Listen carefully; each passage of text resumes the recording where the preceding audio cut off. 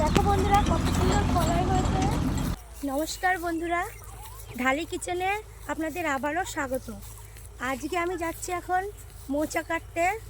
আপনাদের সঙ্গে আজকে একটা মজার রেসিপি শেয়ার করব। সেটা হচ্ছে মোচা দিয়ে দেশি চিংড়ির একটা ঘন্ট। তো চলো আমি যাচ্ছি, ওইদিকে কলা গাছ রয়েছে, ওখান থেকে মোচা কেটে নিয়ে আসবো। চলো, দেখো চারি সাইড দিয়ে কত সুন্দর, এখানে ধান গাছ, খেজুর গাছগুলো কত সুন্দর দেখা যাচ্ছে।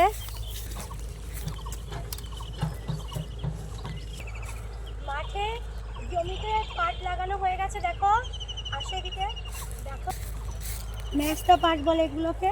আমাদের এখানে মাঠে পাট আর ধান প্রচুর পরিমাণে হয়, কিন্তু সবজি চাষটা আমাদের এখানে হয় না। কলা গাছটা এখানে এটাতে মোচা নেই, এটাতে মোচা নেই, দেখি ওইটাতে পাই নাকি। এইখানে একটা মোচা দেখতে পাচ্ছি। চলো বন্ধুরা, আমি মোচাটা দেখি কাটতে পারি নাকি। এদিকে আসো, এখানে একটা দেখতে পাচ্ছি, দেখে এটা আমি কাটতে পারি নাকি। হয় না, এই বাঁশটা দিয়ে দেখি হয় নাকি।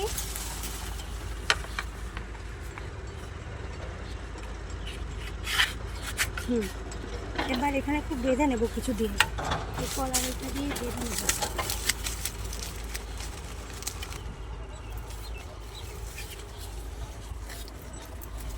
এটা হচ্ছে, দেখেছো, এটা হচ্ছে সেই পুজো করা কলা বলে না, ওই কলার মোচা।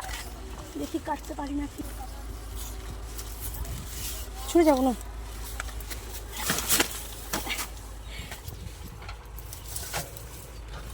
অবশেষে মোচাটা কাটা হয়ে গেছে, এবার এইটা কেটে নেব। ম্যাচ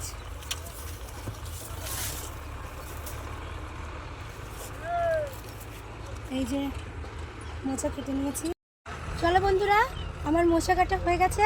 এবার আমার রান্নাঘরে গিয়ে আমি এগুলো পরিষ্কার করে নেব। চলো তাহলে আমি বাড়ির দিকে যাই। দেখো বন্ধুরা, অনেক ছোট একটা কুল গাছ, কিন্তু কি সুন্দর কুল ধরেছে দেখো, হেভি মজা। চলো তোমাদের পরে একদিন এই কুলের একটা রেসিপি করে দেখাবো। আমরা এই ধান ক্ষেতের এই সরু রাস্তাটা দিয়ে বাড়ি যাচ্ছি, মানে বোন আর মেয়ে চলে গেছে।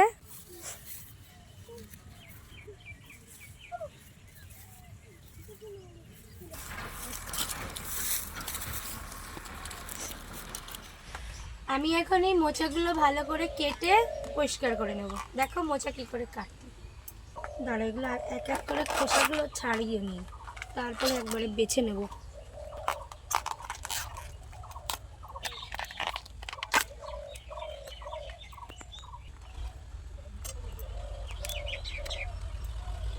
আর একটাই ছাড়াবো, তারপরে আর ছাড়াবো না।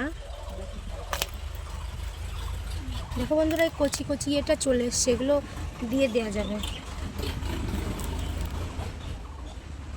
আমি আর ছাড়াবো না, এটা আমি কুচিয়ে নেবো পরে। হয়ে গেছে, এগুলো আমি অল্প অল্প করে কুচিয়ে নেবো। এবার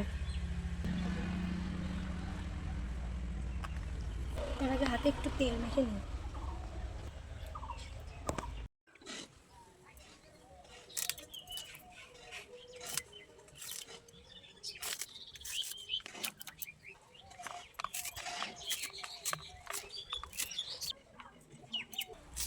ভালো করে কুচি কুচি করে কাটতে হবে। মোচা কাটতে কাটতে হাতের অবস্থা দেখো, পুরো কালো আঠা আঠা হয়ে গেছে।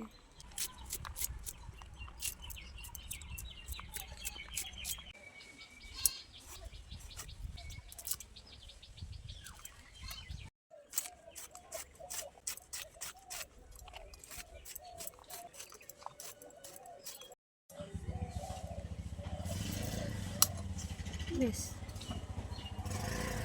এগুলো আমি তুলে নেবো এবার।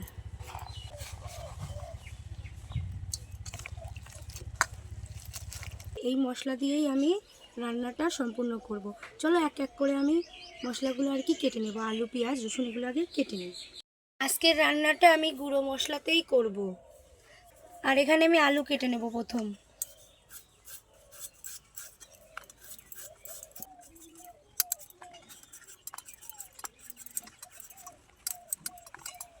আলুগুলো আমি ছোট ছোট করে কেটে নেব।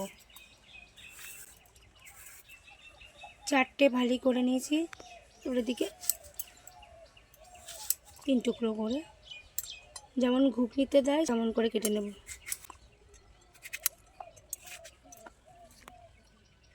এভাবে আমি আলু কেটে এখানে ধুয়ে নেব। এবার আমি পেঁয়াজ ছুলে সেটা কেটে নেব।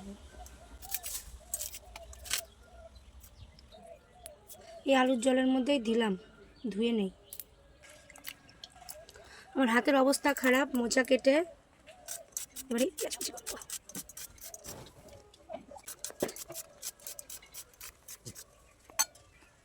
রসুন কেটে নেই।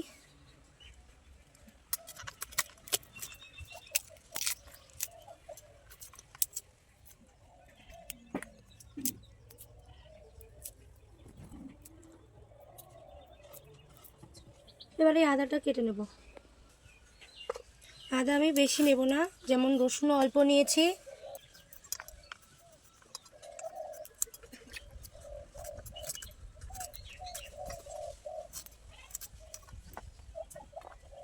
ব্যাস, এ কটা মশলাই আমি রান্নাটা করব।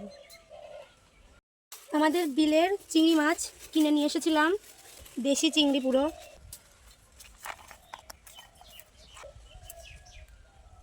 এটা এক এক করে আমি কেটে নেব।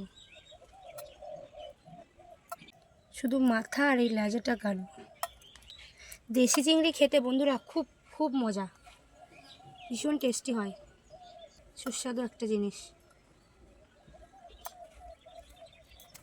ধুয়ে নিয়ে এসেছি সব কিছু, ধুয়ে নিয়ে চলে আসলাম। আর আগে আমি জালটা ধরিয়ে নেব। জালটা এবার ধরিয়ে নেব, ঠাকুর ঠাকুর বলে জালটা ধরিয়ে নিলাম। আমি এটা একটু সিদ্ধ করে নেব।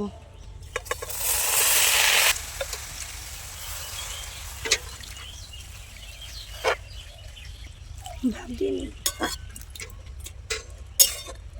এতে একটু লবণ দিয়ে আমি ঢাকা দিয়ে দেবো। কাটা দিয়ে দেবো।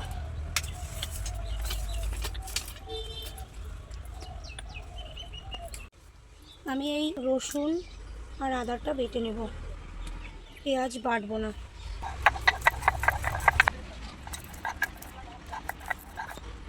রসুনটাও বেটে নেব।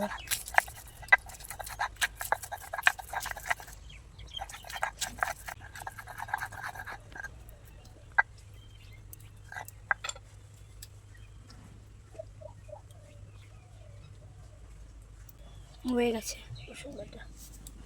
আমি ঢাকনাটা খুলে একটু দেখে নেব। দেখুন বন্ধুরা, হয়ে গেছে সিদ্ধ। এবার আমি এটা লাভিয়ে নেব।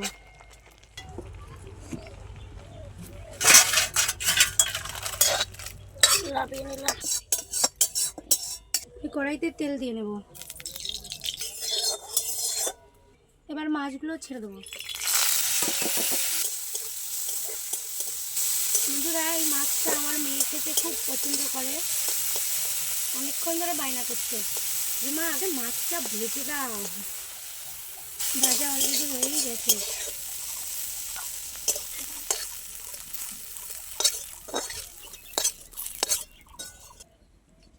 এবার আবারও তেল দিয়ে নেব।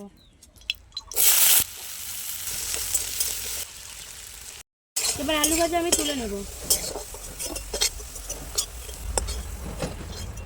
আমি আবারও তেল দিয়ে দেব পরিমাণ মতো। দিয়ে দিচ্ছি জিরে, শুকনো ঝাল, সঙ্গে তেজপাতা। এখন পেঁয়াজ দিয়ে দেবো। পেঁয়াজটা একটু ভাজা ভাজা হলে এক এক করে সমস্ত মশলা দিয়ে দেবো। হ্যাঁ, টমেটোটাও দিয়ে দিলাম। এবার আমি আদা বাটা ও রসুন বাটা একসঙ্গে করা আছে সেটা দিয়ে দিলাম। লবণ দিয়ে দিলাম, হলুদ দিয়ে দিলাম।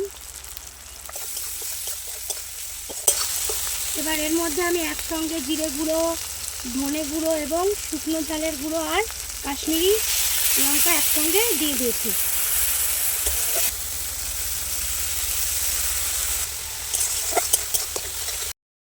এবার আমি মশলাটা কষিয়ে নেব।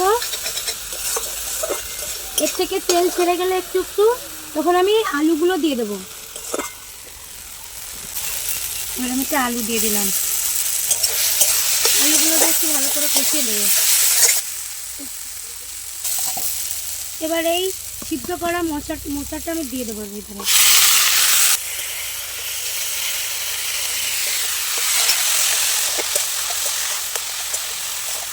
এতে যদি পরে একটু হলুদ লাগে তাহলে আমি এতে একটু হলুদ আর লবণ দেবো।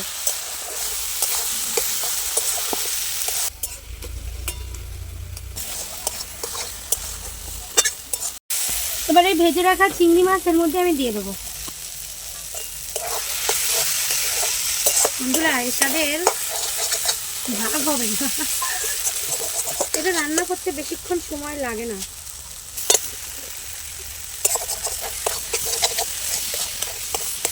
আমি আর অল্প একটু লবণ দিয়ে নেব। মোটা ঘন্ট হয়ে গেছে প্রায়, আর 2 মিনিট জাল করে নিলেই হয়ে যাবে। এতে আমি গরম মশলা দিয়ে লাভিয়ে নেব। এতে আমি গরম মশলা দিয়ে একটু নাড়াচাড়া করে লাভিয়ে নেব।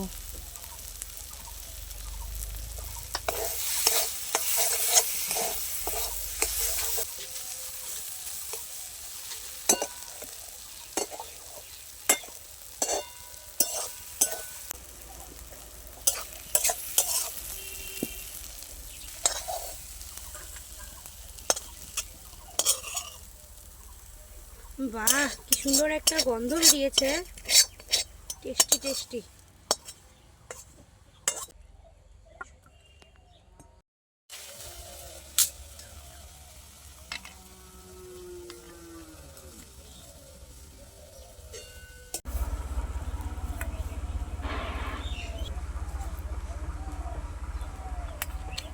খুবই সুস্বাদু একটা রান্না, ভীষণ ভীষণ টেস্টি লাগছে। তোমরা যদি খেতে তাহলে বুঝতে পারতে যে কতটা ভালো লাগছে। বন্ধুরা আপনারাও বাড়িতে বানিয়ে খেয়ে দেখবেন, খুবই সুস্বাদু লাগবে। আর আমার এই রেসিপিটা যদি ভালো লাগে আপনাদের লাইক কমেন্ট শেয়ার করে এবং সাবস্ক্রাইব করে পাশে থাকবেন। আজকের মতো এখানেই ভিডিওটা শেষ করছি, আবারও দেখা হবে আর একটা নতুন রেসিপির সঙ্গে।